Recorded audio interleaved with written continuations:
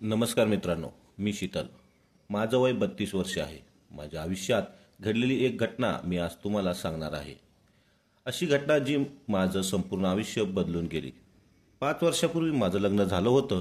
लग्न झाल्यानंतर सुरुवातीला सगळं काही व्यवस्थित चाललं होतं.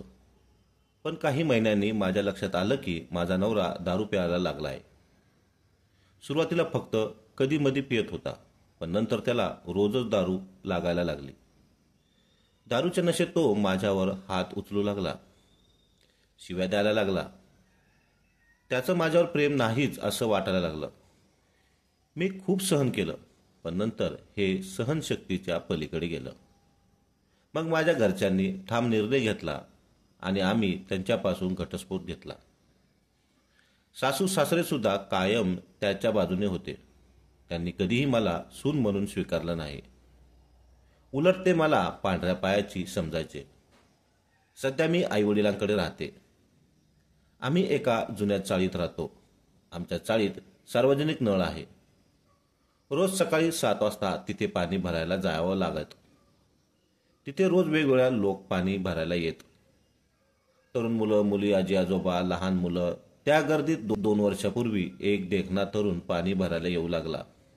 तो खूप देखणा होता. गोरा, हसरा चेहरा, साधा पेहराव. त्याचं वय सुद्धा माझ्याच आसपास वाटायचं. तो दिसायला इतका आकर्षक होता की मला पाहिल्या क्षणिक तो आवडू लागला होता. एके दिवशी सकाळी मी पाणी भरायला गेले तेव्हा नळावर कोणच नव्हतं. तोच फक्त तिथे होता. मी तिथे पोचले तेव्हा त्याने माझ्याकडे पाहिलं.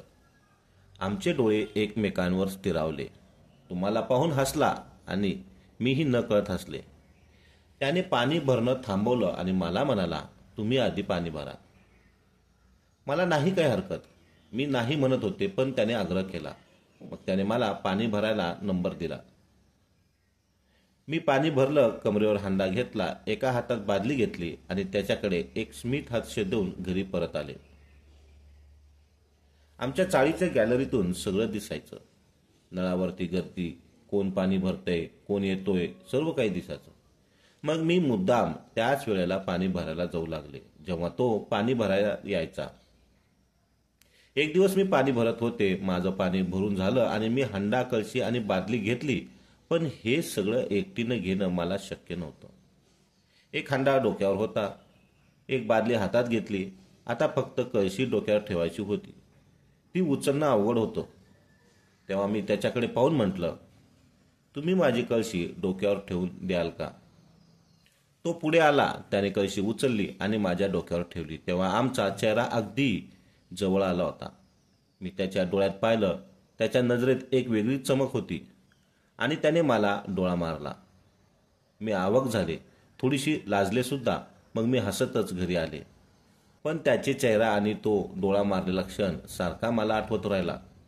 मग प्रत्येक दिवशी मी त्याच्या येण्याची वेळेला मुद्दामून पाणी भरायला जायचे आणि दिवसांदिवसात आम्ही एकमेकाशी नजरेने बोलू लागलो. आमच्या दोघांची घरे एकमेकासमोर होती. आमची चाळ सुद्धा एकच होती.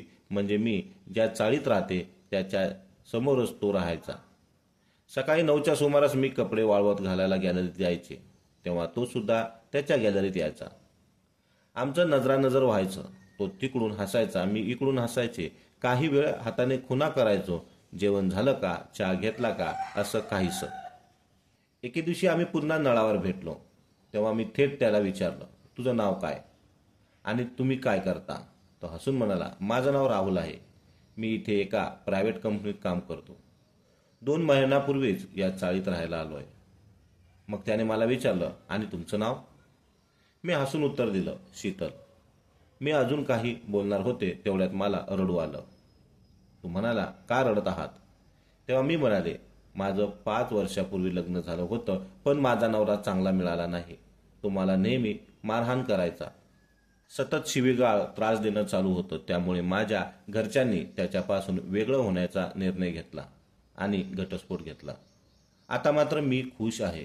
त्याच्यावर तो हसून म्हणाला, बरं झालं तुम्ही त्याच्यापासून सुटका मिळवला. नाही तर तुमचं संपूर्ण आयुष्य वाया गेलं असतं आणि मलाही तुम्हाला पाहण्याचा योग आला नसता. त्याच्या या वाक्यावर मी लाजले आणि त्याच्याकडे हसून पाहिलं. तोही हसला. मग त्याने गंभीर होत म्हणाला, मला खरं तुम्ही खूप आवडता. किंचित संकोच होत म्हणाले, मलाही तुम्ही आवडता. मग मी त्याला विचारलं, तुमचं लग्न झालं आहे का? तो म्हणाला, नाही, सध्या मुली पाहणं चालू आहे, बघतोय. योग्य ती मुलगी भेटते का? मी हसत म्हणाले, कशी मुलगी हवी तुम्हाला? तो काही क्षण शांत राहिला, मग म्हणाला, अगदी तुमच्यासारखीच मिळाली तर चालेल. मी हसून म्हणाले, माझ्यासारखी म्हणजे? तो म्हणाला, काही नाही, नंतर सांगेल. हळूहळू आमच्यात आकर्षण वाढत गेलं. आम्ही एकमेकाचे मोबाईल नंबर घेतले आणि मग मोबाईलवर चॅटिंग सुरू झालं. दररोज एकमेकाशी बोलणं, विचारपूस करणं, हसणं हे सगळं फार गोड वाटायला लागलं. हळूहळू फोनवर बोलणंही सुरू झालं. एकदा बोलायला लागलो की तासनतास वेळ कसा जातो हेच कळत नसे. एक दिवस त्याने मला विचारलं, आपण कुठेतरी बाहेर भेटूया का? आमच्या घरापासून 10 किलोमीटर अंतरावर एक पर्यटन स्थळ आहे. तिथे भेटायचं ठरलं. आम्ही ठरलेल्या वेळात दोघेही पोचलो. तिथं खूप लोक फिरायला येत होते. आम्ही पण नव्या गर्लफ्रेंड बॉयफ्रेंड सारखे एकमेकासोबत फिरत होतो. हातात हात घेत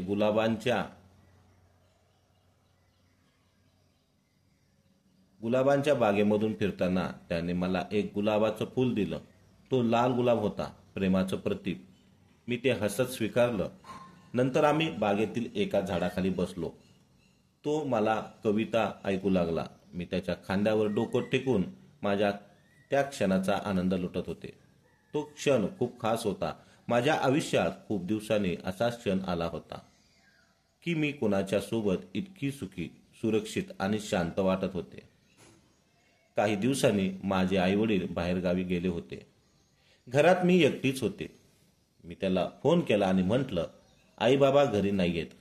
मी आज तुझ्यासाठी जेवण बनवते, येशील का जेवायला? तो आनंदाने तयार झाला आणि आमच्याकडे आला. आम्ही दोघांनी एकत्र जेवण केलं. जेवण झाल्यावर आम्ही खोलीत जाऊन बसलो. गप्पा करत करत आमचं प्रेम अजूनच खोलवर होत गेलं. आम्ही एकमेकांमध्ये गुंतत गेलो. एकमेकांवर भरपूर प्रेम केलं. तो माझ्यासाठी खूप खास होता. एक असा माणूस जो माझ्या दुःखात समजून घेत होता. त्याचं प्रेम केवळ शरीरापुरतं नव्हतं. तो मला आदराने, प्रेमाने, आपुलकीने वागवत होता. त्याला विसरू शकणार नाही असा माणूस होता. आमचं प्रेम 1 वर्षभर फुलत राहिलं. आम्ही सतत भेटत होतो, बोलत होतो, एकमेकांना समजून घेत होतो. एक दिवस तो मला म्हटला, माझे तुझ्यावर खूप प्रेम आहे. मला तुझ्याशी लग्न करायचं आहे. हे ऐकून मी फारच भारावून गेले. कारण एका घटस्फोट एकटी स्त्रीकडे समाज अनेकदा वाईट नजरेने पाहतो. तिच्या भावना, तिचं दुःख कोणीही समजून घेत नाही. पण त्याने तसं काहीच केलं नाही. उलट त्याने मला मान दिला, प्रेम दिलं आणि आयुष्यभर साथ देण्याची तयारी दाखवली. त्याने माझ्या घरच्यांकडे लग्नाची मागणी घातली. माझे घरचे सुद्धा तयार झाले. मग आम्ही दोघांनी लग्न केलं. आता आम्ही दोघं एकत्र आनंदाने संसार करत आहोत. आमचं घर शेजारीच होतं. आता मी माझ्या नवऱ्याच्या घरी समोरच्या घरात राहते. पण आयुष्य मात्र पूर्णपणे बदललंय. आता ते प्रेमाने, समजुतीने भरलेले आहेत. ही कथा तुम्हाला कशी वाटली आम्हाला कमेंट करून नक्की सांगा. आवडली असेल तर चॅनलला लाईक आणि सबस्क्राईब करायला विसरू नका. धन्यवाद.